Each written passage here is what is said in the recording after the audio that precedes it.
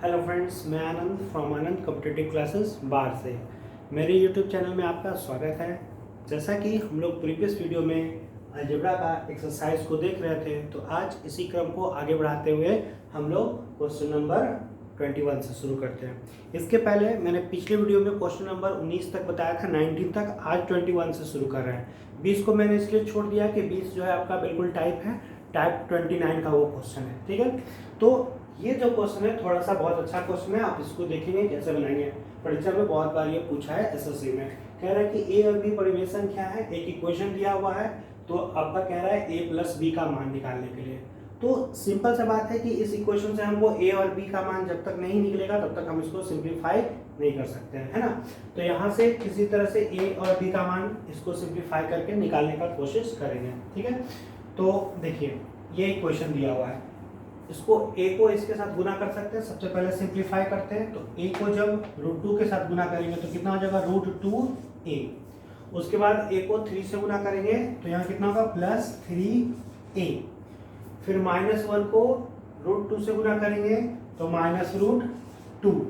ठीक है, और फिर देखिए आपका -1 को 3 से गुना करेंगे तो -3, कितना b√2 + a के बराबर। अब देखिए यहीं पर आपको समझना है, यहाँ पर क्या करना है कि कुछ टर्म को इधर लाना है और कुछ इधर का अंक उस तरफ ले जाना है। क्यों? क्योंकि यहाँ पर आप जानते हैं कि जब हम लोग क्वाड्रेटिक इक्वेशन बनाते हैं तो लास्ट में जब इस तरह से अगर इक्वेशन बनता है 0 के बराबर, तो इसको भी 0 के बराबर लिखते हैं और इसको भी 0 के बराबर लिखते हैं। तो a का वैल्यू 2 और फिर यहाँ से सपोज कीजिए यहाँ b हो, कुछ भी हो, तो या a ही हो, नो प्रॉब्लम, तो a का वैल्यू माइनस यानी अलग अलग वैल्यू निकलता है। तो उसी प्रकार यहाँ भी हमको कुछ वैल्यू को इस साइड करना होगा और कुछ वैल्यू को उस साइड। तो आपके दिमाग में रखना है कि रूट वाले वैल्यू को अगर यहाँ इधर हम कुछ रखें तो कुछ रूट वाले वैल्यू को उधर रखेंगे, लेकिन वेरिएबल जो है दोनों का सेम होना चाहिए। इसलिए इस b√2 को इस साइड लाएंगे। देखिए इधर क्या करेंगे, ये तो ठीक था, यहाँ ये दोनों चूंकि सेम था इसलिए √2 एक साथ को ले आएंगे इधर, तो इधर कितना हो जाएगा आपका b√2। फिर यहाँ 3a इधर ही रहने देंगे तो इधर का भी a इधर ले आएंगे, है ना।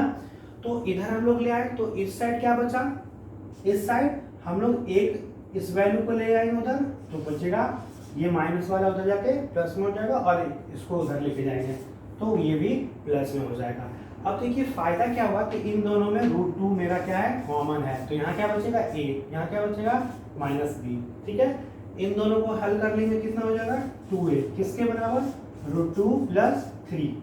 अब देखिए यहाँ से हम लोग इक्वेशन जो बनाएंगे, एक इक्वेशन कैसे बनाएंगे, तो √2 × a - b जो होगा ये वैल्यू √2 के बराबर। ठीक है, और यहाँ से इक्वेशन कैसे बनेगा कि 2a जो वैल्यू होगा किसके बराबर, तो आपका इधर तो प्लस था तो 3/, है ना, ये 2a किसके बराबर +3 के बराबर।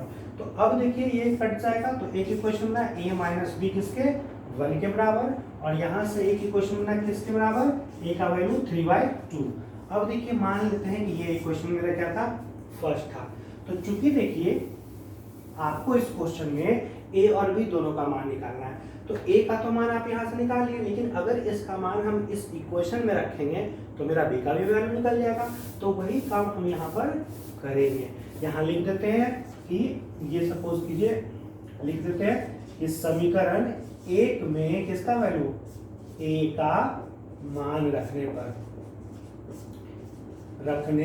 पर तो जैसे ही इक्वेशन में देखिए मान रखेंगे तो यहाँ क्या होगा, a का वैल्यू कितना है 3/2, तो 3/2 - b किसके बराबर 1 के बराबर। तो अब हम लोग लिख सकते हैं -b का वैल्यू किसके बराबर, तो -b का वैल्यू 1 - 3/2। आप इसको जब हल करेंगे तो यहाँ लिख सकते हैं कि -b का जो मान किसका क्या होगा, हल कीजिएगा 2 और 2 में 3 जाएगा तो -1, ये माइनस माइनस कैंसिल हो जाएगा, यानी b का वैल्यू कितना 1/2।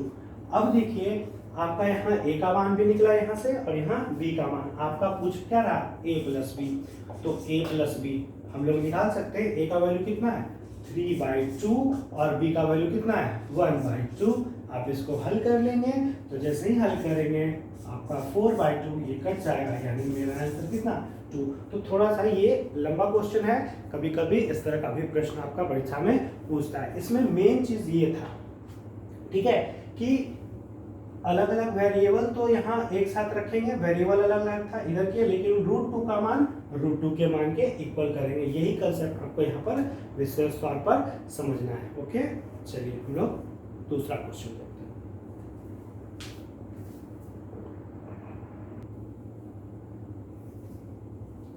देखिए आपके पास एक और क्वेश्चन है जो कि बिल्कुल आपका टाइप का है, बहुत सिंपल।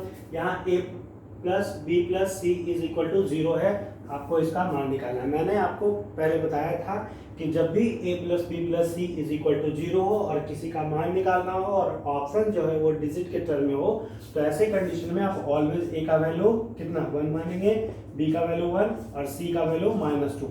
अब आप देखिए तीनों को जैसे ही जोड़ेंगे तो 2 में से 2 जाएगा 0 हो जाएगा। आप यही वैल्यू को यहाँ पुट करेंगे, तो जैसे ही पुट करेंगे a का मान कितना है 1 इसका स्क्वायर, b का वैल्यू कितना है ये भी 1 इसका स्क्वायर, c का वैल्यू -2 इसका स्क्वायर।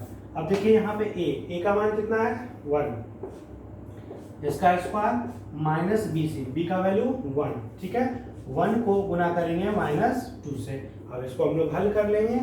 1 का स्क्वायर 1 + 1 प्लस कितना 4, नीचे में जब यहाँ आएंगे तो 1 ये क्या होगा माइनस प्लस कितना 2, यानी आपका 6/3 कैंसिल हो जाएगा, 2 आपका आंसर हो जाएगा, यानी ऑप्शन ए जो है आपका आंसर होगा। ओके, चलिए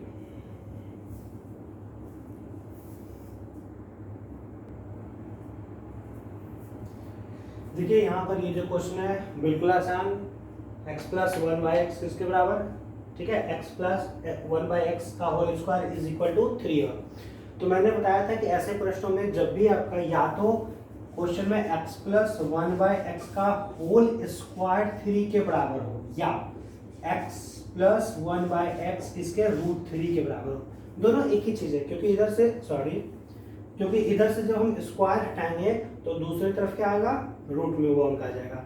तो जब भी ऐसा हो तो ऐसे प्रश्नों को बनाने के लिए मैंने आपको बताया था क्या करना है। तो आपका इसका नंबर ऑफ टर्म गिनना है। देखिए कितनी बार है, 1 बार, 2 बार, 3 बार, 4 बार, 5 बार, 6 बार, 7 बार।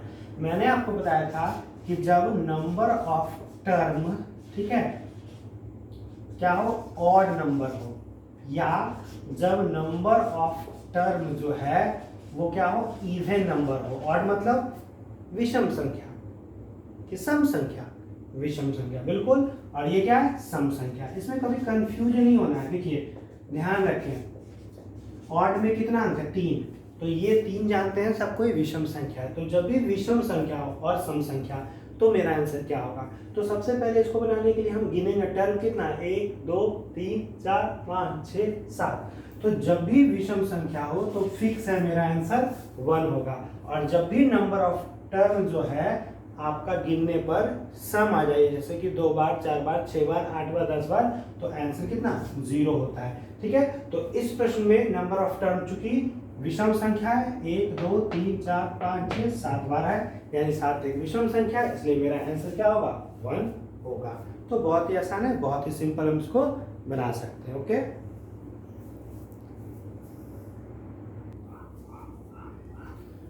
अब देखिए हमारे पास एक और क्वेश्चन है बिल्कुल 21 नंबर क्वेश्चन की तरह, जहां कह रहा है कि √7 - 4√3 = √3a - b, जहां a b क्या है परिमेय संख्या है, तो a - b का मान बताएं। निश्चित तौर पर जब तक हम a और b का अलग अलग मान नहीं निकाल पाएंगे तो हम इसका मान नहीं निकाल सकता है। ठीक है, तो यहाँ से इसको सिंप्लीफाई करना है। देखिए सबसे पहले तो ये वर्गमूल का वर्गमूल है। आप सोचे कि यार किसका स्क्वायर है, तो हम लोग साइड में कर सकते हैं कि 2ab बराबर किसके 4√3 के, तो इससे 2 बार में कटेगा, यानी a × b का वैल्यू 2 × √3, यानी इस टर्म को हम लिख सकते हैं, क्या लिख सकते हैं 2, a का वैल्यू कितना होगा 2, ठीक है, और b का वैल्यू कितना √3, ये किसका इसका स्क्वायर है, बिल्कुल किसके बराबर √3, a बाहर में है b के बराबर। अब देखिए चूंकि ये स्क्वायर है तो एक तो बाहर निकल जाएगा, यानी 2 - √3 किसके बराबर √3 ए माइनस बी। अब देखिए परिमेय संख्या जब भी ऐसा होता है तो हम लोग क्या करते हैं कि रूट वाले टर्म को रूट वाले के साथ बराबर और बाकी जो अलग वेरिएबल है उसको डिजिट के बराबर कर सकते हैं। यानी यहाँ से हम लोग लिख सकते हैं एक वैल्यू तो देखिए कैसे आएगा कि माइनस रूट थ्री किसके बराबर, रूट थ्री ए के बराबर, यानी ये कटेगा तो ए का वैल्यू -1। अब दूसरा क्या कर सकते हैं हम लोग, देखिए ये माइनस बी का वैल्यू किसके बराबर, तो +2 के बराबर, यानी बी का वैल्यू कितना -2। अब ए और बी दोनों का जैसा ही मान निकल गया, आपको निकालना है ए माइनस बी। ए का वैल्यू पुट कर देंगे -1 है ना, बी का वैल्यू कितना आपका -2, लेकिन माइनस माइनस क्या होगा प्लस हो जाएगा, यानी आपका आंसर कितना 1 यहाँ पर हो जाएगा। तो बिल्कुल आसान सा ये क्वेश्चन था, बहुत आसान से आप इस तरह से प्रश्नों को बना सकते हैं। चलिए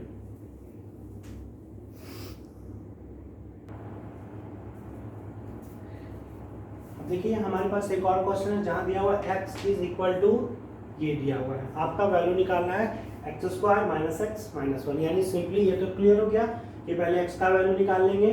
तो देखिए यहाँ पर x का वैल्यू निकालने के लिए इसको हम रेशनलाइज कर सकते हैं। रेशनलाइज करने के लिए आपको पता है बस डिजिट क्या करेंगे, बीच का डिजिट तो वही रहेगा लेकिन बीच का प्लस माइनस का चिन्ह जो होगा, अगर नीचे में माइनस है तो यहाँ ऊपर दोनों जगह ऊपर नीचे प्लस हो जाएगा, अगर यहाँ प्लस रहेगा तो दोनों जगह माइनस से हम लोग गुना करेंगे।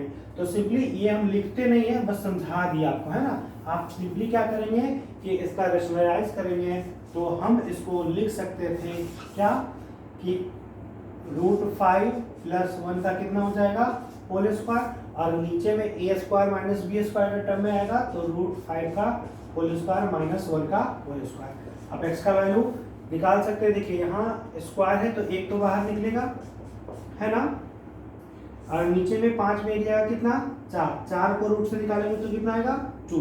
तो x का वैल्यू तो निकल गया, लेकिन अब हम x² का वैल्यू निकालने के लिए इस टर्म को टोटल टर्म को स्क्वायर कर देंगे, टोटल ऊपर से लेकर नीचे तक कर सकते हैं ना। तो पहले ऊपर का जब करेंगे स्क्वायर तो a² कितना होगा 5, b² कितना 1 और +2ab, नीचे में कितना हो जाएगा 4 हो जाएगा है ना, क्योंकि 2 का स्क्वायर कितना 4, यानी इसको हम लोग लिख सकते हैं 6 + 2√5/4।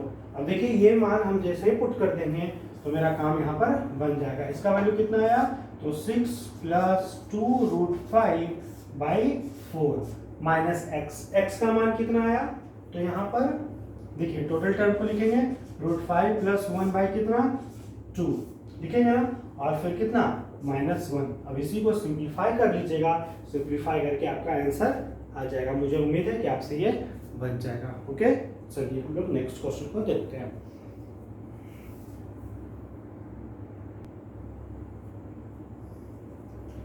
देखिए यहाँ पर आप एक क्वेश्चन टाइप पढ़े थे, टाइप 42 या 41, उसमें इस तरह का क्वेश्चन देखे थे। यहाँ दिया हुआ x + a/x = 1 हो तो x² + x + a, इसका वैल्यू निकालना आपको, ठीक है।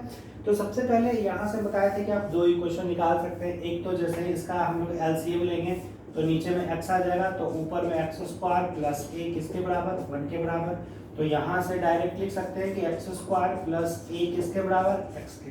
एक इक्वेशन ये मेरा बन गया, ठीक है। दूसरा इक्वेशन हम इसी को बना सकते हैं, x को जब इधर ले आएंगे तो x² - x किसके बराबर -a के बराबर, दो इक्वेशन बना लेंगे एक। अब हम लोग क्या करेंगे, इसको सिंप्लीफाई करने का कोशिश करेंगे। तो देखिए हम लोग ऊपर से जैसे ही अगर x कॉमन लेंगे तो यहाँ क्या बचेगा x बचेगा है ना, उस प्रकार आपका यहाँ कितना बचेगा +1 बचेगा, और यहाँ कितना बचेगा तो a/x, क्योंकि पता है जितना हम लोग कॉमन लेते हैं उतना यहाँ पर नीचे में आ जाएगा, ठीक है। नीचे में भी अगर x कॉमन लेंगे तो यहाँ बचेगा x² और यहाँ क्या बचेगा x। फायदा क्या हुआ कि एक x मेरा कट गया।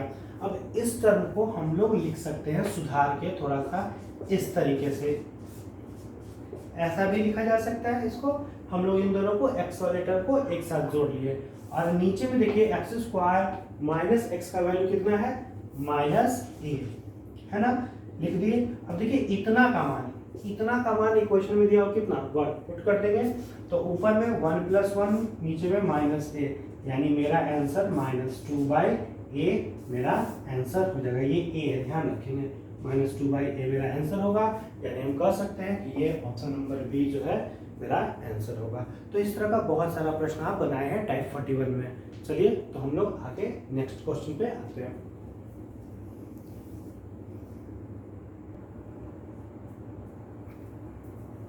अब देखिए क्वेश्चन है, ऐसा प्रश्न आप बहुत बना चुके हैं। इसमें ए का वैल्यू दिया हुआ है, बी का वैल्यू दिया हुआ है, सी का वैल्यू दिया हुआ है। आपसे a³ + b³ + c³ - 3abc का मान पूछ रहा है। तो आप जानते हैं कि जब भी abc का मान दिया हुआ होता है तो a³ + b³ + c³ - 3abc का value 1/2 * a + b + c * a - b का whole square plus b - c का whole square plus c - a का होल स्क्वायर। देखिए मैं बार बार फार्मूला को लिखता हूँ ताकि आपका प्रॉब्लम दूर हो जाए। आप जब बनाएंगे तो फार्मूला याद करेंगे और डायरेक्ट लिखेंगे। तो क्या होता है 1/2 * a + b + c, तीनों को जोड़ेंगे तो 225 प्लस 226 प्लस 227 है ना। तीनों को हम लोग जोड़ देंगे। अब यहाँ पर हम लोग घटाएंगे। देखिए इसमें से इसको घटाएंगे कितना होगा -1 का होल स्क्वायर। आप 226 में से 227 घटाएंगे -1 का होल स्क्वायर और 227 में से जैसे ही 225 को घटाएंगे तो 2 का होल स्क्वायर। अब हम लोग इसको कैलकुलेट करेंगे तो 1/2, तो देखिए 225 225 225 675 और फिर 3 और जुड़ जाएगा 6 7 8 है ना। अब यहाँ पर कितना होगा 1 1 1, यहाँ भी 1 होगा, यहाँ भी 1 होगा 4, डायरेक्ट लिख दे 6, ये कैंसिल हो जाएगा कितना 3 बार में। तो 6 7 8 × 3 जब आप गुना करेंगे तो गुना कीजिए कितना 4, ठीक है, फिर कितना 3 0 2, ये आपका क्या हो जाएगा आंसर हो जाएगा। यानी ऑप्शन नंबर ए जो है आपका आंसर होगा। तो ऐसा प्रश्न आप बहुत बना चुके हैं, तो मुझे उम्मीद है कि अब आपसे धीरे धीरे बनने लगेगा। ओके चलिए हम लोग आगे एक और क्वेश्चन देखते हैं।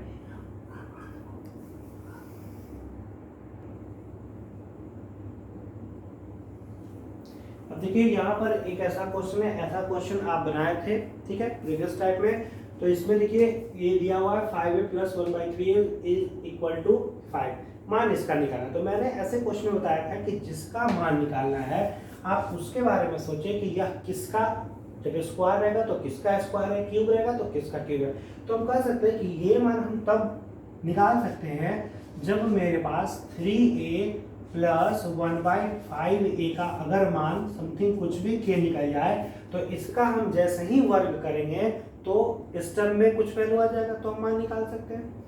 अब उसके बाद मैंने आपको बताया था कि पहले तो ये सोचना है कि यह जो है किसका स्क्वायर है, ठीक। उसके बाद आपको सोचना है कि इसका फर्स्ट टर्म यानी कितना 5a, इसके फर्स्ट टर्म 3a में लाने के लिए, यानी 5a को 3a में लाने के लिए कितना से गुना करेंगे।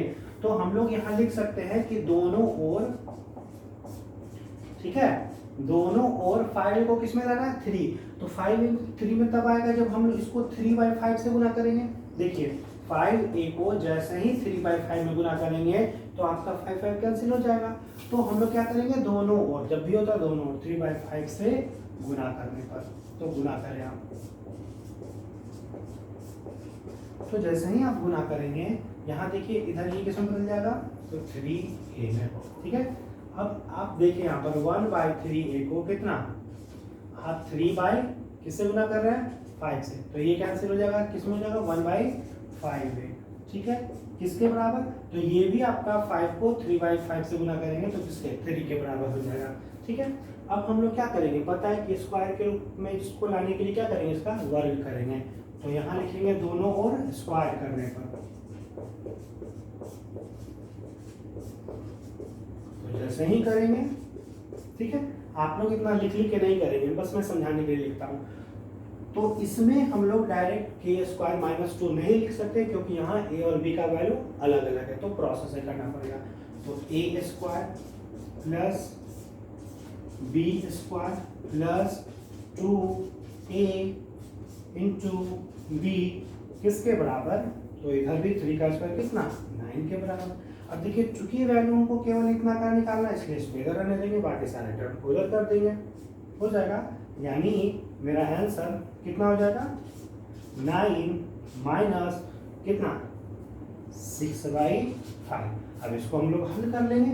जैसे ही यहाँ हल करेंगे तो देखिए क्या होगा, ये तो बस समझाने के लिए था इसलिए इसको मैं क्लीन कर देता हूँ। ओके चलिए, तो क्या होगा मेरा आंसर, इसका जो मान होगा, इसका जो वैल्यू होगा वो किसके बराबर हो जाएगा, तो आपका एलसीएम 5 को 9 से गुना करेंगे, 45 में 6 चला गया, यानी आंसर आपका 39/5, यानी ऑप्शन नंबर डी।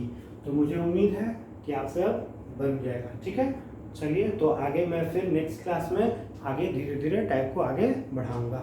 ठीक है, टाइप नहीं क्वेश्चंस को आगे बढ़ाऊंगा। तो मुझे उम्मीद है कि अब आपको ये धीरे धीरे समझ में आ रही हो। Okay, thank you.